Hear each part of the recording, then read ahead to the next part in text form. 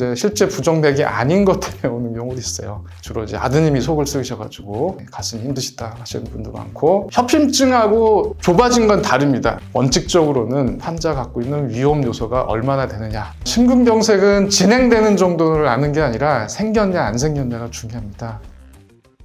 안녕하십니까. 한림대학교 강남성심병원에서 근무하고 있는 최성훈입니다. 많이 질문 중에 하시는 것 중에 심장내과에 진료를 가시면 왜 이렇게 검사가 많은지에 대해서 답을 좀 드리고자 합니다.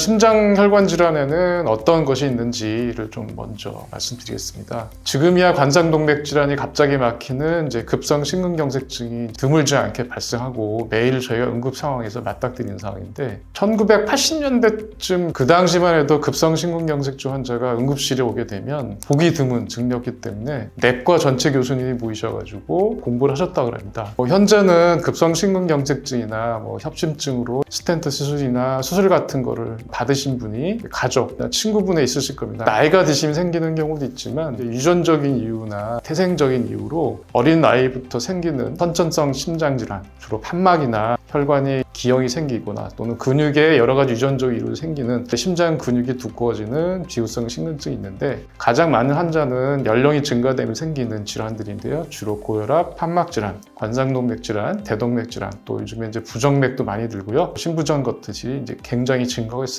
선천성 또는 유전성 질환 관련된 질환은 어린 나이도 있지만 나이가 드시면서 발현하는 경우가 있기 때문에, 이제 나이가 많아지고 고혈압, 당뇨 같은 여러 위험 요인이 많아지면서 이런 후천적인 생활 습관이 결합되며 생기는 심장 질환이 생기는데, 서구화 되면서 아시는 거죠. 식사, 흡연, 비만, 운동 부족, 그러면서 고혈압, 당뇨, 고지혈증 플러스 고령화 생기면서 혈관 질환이 특히 증가하고 있습니다. 증상이 다양한 편차를 보이기 때문에 증상이 없는 상태부터 마지막 말기 심부전 상태가 돼서 심장에 이식까지 필요한 단계까지 있습니다. 심장혈관 질환으로 오시게 되면 검사를 진행을 해야 되는데, 문제는 몸 안에 종양이 있거나 이상이 있으면 엑스레이나 CT를 찍어서 종양이 어디에 있는지를 확인하지만, 심장은 단지 구조만 있는 것이 아니라 심장이 펌핑을 하고 혈관이 불룩불룩해지면서 피가 흘러가기 때문에 기능과 관련돼서 질환이 생기게 됩니다. 그래서 구조와 기능을 모두 다 봐야 되는데, 안타깝지만 한 가지 검사로 그 모든 것을 알기가 좀 어렵답니다. 저도 이제 심장 관련해서 전문의 생활이 지금 20년 정도 되는 것 같은데요. 과거의 방식뿐만 아니라 새로운 병에 대한 진단, 검사가 굉장히 많이 발전하고 있습니다. 자, 그래서 왜 그리가 검사가 많은 거지라는 질문에 대답을 드리면,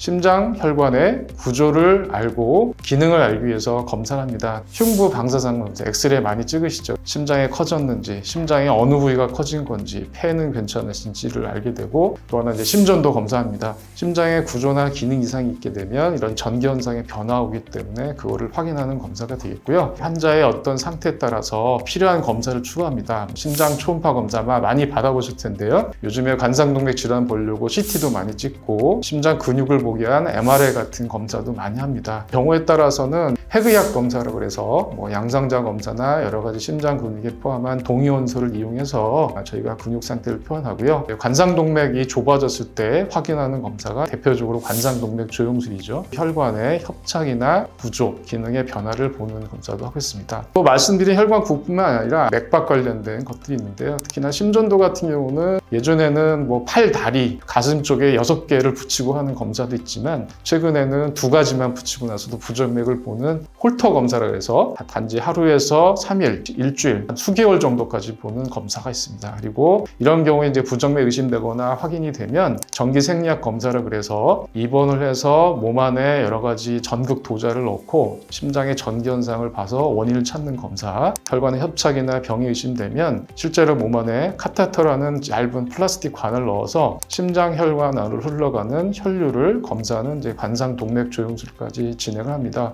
내가 그러면 심장혈관 질환이 의심돼서 병원에 가면 지금 말씀드린 걸 모두 다 검사할 것이냐? 그렇지 않습니다. 순환기내과 전문의는 실제 환자에서 매일 먼저 환자의 증상과 징후를 먼저 자세하게 문진을 합니다. 부종이 있는지, 맥박은 괜찮은지, 심장 소리는 괜찮은지 확인을 하고 그 환자의 증상과 징후에 맞춰서 적절한 검사를 선택합니다. 다만 외래 오시기 전에 기본 검사로 심전도나 흉부 방사선 검사를 의사를 만나기 전에 하는 경우 경우도 많습니다. 심장의 기본적인 상태를 볼 수 있는 가장 많은 정보를 주는 기본적이고 저렴한 검사이기 때문에 우리가 시간을 좀 절약한다는 의미로 미리 검사를 하는 게 있으니까 좀 오해하지 않으셨으면 좋겠고요. 많이들 하시는 혈액 검사, 의심되는 질병을 확인한 후에는 확진을 위한 검사입니다. 그다음에 심장 기능을 확인하는데 매우 중요한 심장 초음파 검사가 있습니다. 심장 초음파는 혈관에 대한 구조, 심장의 구조, 근육의 두께, 판막 이상을 보지만 심장의 상태를 가장 포괄적으로 볼 수 있는 그런 검사가 돼서 특히나 중요하고요. 우리가 초음파라는 것이 몸에 들어간다고 위해가 남는 것이 아니기 때문에 굉장히 안전한 검사이기도 합니다. 한국에 있는 심초음파는 굉장히 비용이 저렴합니다. 다행히 우리가 그런 정보를 얻을 수 있는 길이 높기 때문에 심장 초음파 검사를 좀 받을 필요가 있다고 들으시게 되면 적극적으로 받는 것을 좀 검사드리겠습니다. 이제 치료를 포함한 어떤 검사를 진행해야 되는데요. 이제 정밀 검사가 되겠습니다. 협심증 또는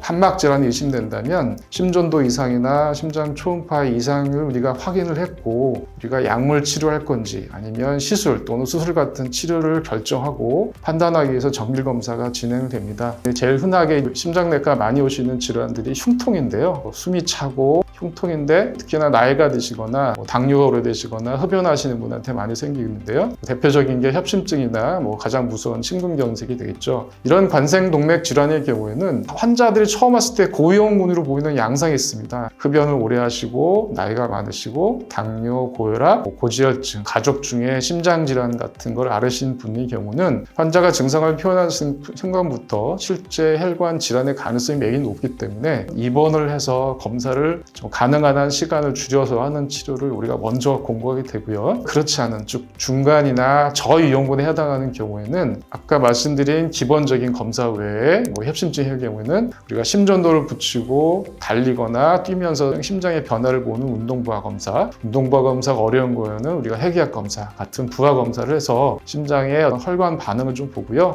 심장 초음파 또는 필요한 경우에는 관상동맥 CT를 요즘 많이 하십니다. 사실 가장 중요한 목적은 저위험군에서 심장 혈관 질환이 아닌 걸 먼저 알기 위한 검사를 많이 하거든요. 저위험군에서는 관상동맥 CT를 찍어서 동맥경화가 많지 않은 걸 확인하는 것이 굉장히 유효성이 높기 때문에 요즘 많이들 진행을 하고 있는 것 같습니다. 그래서 그 이후에 어떤 발견된 질환에 따라서 시술 또는 약물 치료를 결정을 해서 환자의 치료를 하게 됩니다. 다음 말씀드릴 거는 부정맥인데요. 현재 들어서 가장 문제가 되는 거는 노인분에서 생기는 심방세동이라는 심장이 불규칙적으로 떨리는 증상입니다. 부정맥의 경우도 실제 심장의 맥박에 이상은 없는데 다른 증상, 예를 들면 스트레스가 심하거나 잠을 잘못 자거나 해서 긴장도가 높은 이유 또는 공황장애 같은 분들 같은 경우에는 심장이 빨리 뛰는 걸 부정맥이 있다고 느끼는 경우도 있습니다. 그래서 실제 환자가 부정맥인지 아니면 부정맥이 아닌 유서 상황인지를 알기 위해서 우리가 심전도나 운동부하 검사, 장시간 심전도를 몸에 붙이는 홀터 검사를 통해서 실제로 환자의 맥박이 빠른지 아니면 또 느린 건지 아니면 부정맥이 아닌 정상맥인데 다른 이유 때문에 그러신지를 파악을 하게 되고 약물치료 또는 전기생리학 검사를 통해서 빠른 맥박을 차단해주는 치료를 하게 되고요. 심장 박동이 너무 느린 경우에는 심장의 전류를 통과시켜서 심장이 적절한 숫자로 박동을 해주는 심장 박동기라는 장치를 넣게 되고요. 최근에는 이제 심부전 환자들이 늘고 있는데요. 알기라고 생각하시면 좀 이해가 편할지 모르겠는데 약물치료나 어떤 혈관 치료, 다른 조절을 해도 환자들이 계속 숨이 차고 몸이 붓고 심장이 커지는 상태이기 때문에 이런 약물에 불응하는 경우에는 우리가 좌심실 펌프 같은 일을 하거나 심장 이식 같은 것들이 필요하시기 때문에 이런 것들을 결정하기 위해서도 입원을 해서 검사를 진행하게 되겠습니다. 심장질환은 다양한 모습으로 나타나고 구조와 기능을 모두 다 봐야 되기 때문에 한 가지 검사를 알 수 없다. 다행인 거는 한국에 있는 순환기내과 또는 심장내과 의사 선생님들은 충분한 기간 훈련을 받았고요. 굉장히 어려운 환자의 경우는 순환기내과 의사 간의 네트워크를 통해서 환자에 대한 진단을 명확히 하고 치료를 할 수 있는 방안을 서로 간에 공유할 수 있는 자세가 충분히 있다.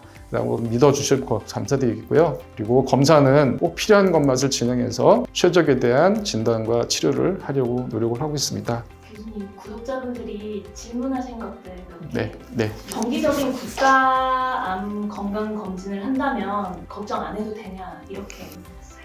국가 건강 검진을 하는 거는 두 가지 목적이 있는 것 같습니다. 비용이 많이 들고 치료가 어렵고 가족이나 사회에 손실이 큰 위험한 질환들 조기에 발견해서 위험을 줄여주는 게 하나의 목적인 것 같고요. 두 번째로는 만성질환들, 고혈압이나 당뇨, 신장질환처럼 간과를 하고 오랫동안 방치하게 되면 생명이 단축되고 비용이 많이 드는 것들을 일찍 확인을 해서 위험 요소를 줄여주는 게 목적이지, 그 검사를 통해서 어떤 개인의 특정 질환을 진단하려고 하는 건 아니기 때문에 건강검진에서 나온 것만으로는 모든 정보를 주기는 어렵기 때문에 검진만으로는 어떤 질환들을 다 파악하기 어렵고요. 아까 제가 심전도 굉장히 많이 말씀드렸는데 심전도 포함되어 있지 않습니다. 그래서 심전도도 좀 포함됐으면 좋겠다라는 의견을 많이 학계에서 제시를 하지만 다양한 좀 검토를 통해서 해야 되기 때문에 여러분들이 좀 동의를 해주시면 되지 않을까 싶습니다. 그리고 어떤 검사를 해야 심근경색이 어느 정도 진행되어 있는지 알 수 있나요? 심근경색은 진행되는 정도를 아는 게 아니라 생겼냐 안 생겼냐가 중요합니다. 심근경색은 발생한 순간부터 시간당 사망률이 증가하기 때문에 제일 중요한 거는 증상입니다. 증상. 평상시랑 너무 다르게 가슴이 답답하고 숨이 차고 통증이 오는 상황들이 보통 혈관이 막히는 경우에는 1, 2분 오는 게 아니라 5분, 10분 이상 지속됩니다. 특히나 가만히 있는데도 그런 흉통이 발생한 경우는 거의 심근경색 확률이 매우 높기 때문에 확인이 필요하고요. 처음에는 가볍게 운동할 때도 증상이 없지만 나중에는 계단 3층만 올라가도 가슴이 답답해 느끼는 경우에는 병이 상당히 진행된 거라고 할 수 있거든요. 그래서 두 가지를 구별하셔야 됩니다. 그러니까 혈관이 천천히 좁아지면서 흉통이 발생하는 협심증하고 갑자기 막히는 심근경색이고요. 심근경색은 진행이 아니라 yes or no 두 가지로 판단해야 되기 때문에 안정시에 긴 시간 갑자기 평상시 없는 증상이 생기는 경우에는 심전도를 찍으러 응급실 또는 가까운 의원에 가서 확인을 먼저 하시는 게 1번입니다.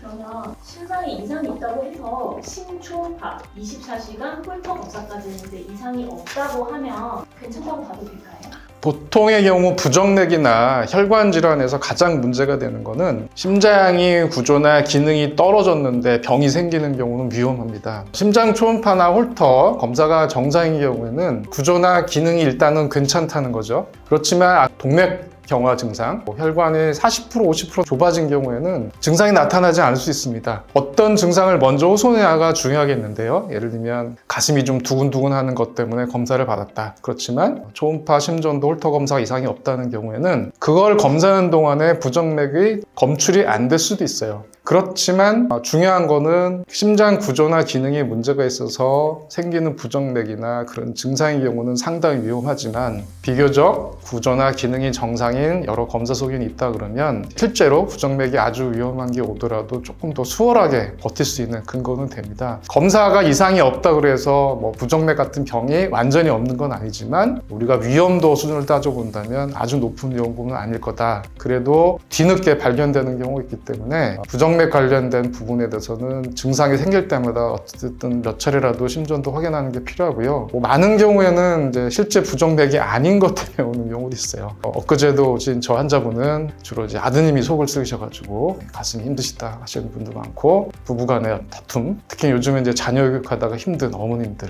또 많이 오시기 때문에 세 가지 검사 정상이라는 전후에 뭔가 답을 주셔야지 제가 답을 더 드릴 것 같습니다.